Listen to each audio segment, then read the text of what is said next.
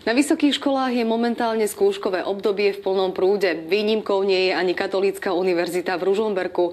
Na jej pôde rezonuje blížiaca sa nedeľa Katolíckej univerzity a tiež výborné hodnotenie rankingovou a ratingovou agentúrou. Ešte minulý rok označila konferencia biskupov Slovenska poslednú januárovú nedeľu za nedeľu Katolíckej univerzity. Počas nej sa majú veriaci každoročne modliť za svoju jedinú katolícku univerzitu.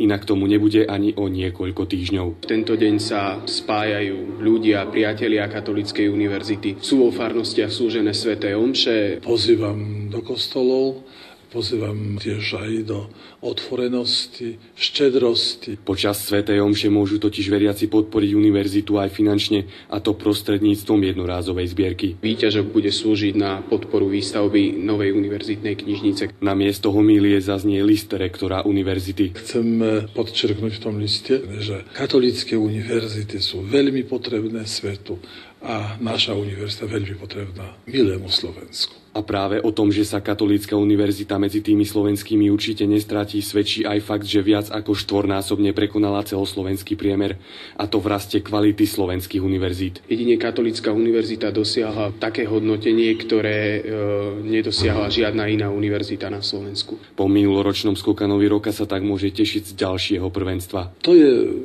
práca tých 8 000 ľudí, ktorí sú na univerzite. Sme veľmi radi, že si aj nezávislí hodnotitelia všimli našu činnosť. Hodnotiaca správa akademickej rankingovej a ratingovej agentúry zohľadňuje dosiahnuté výsledky slovenských vysokých škôl.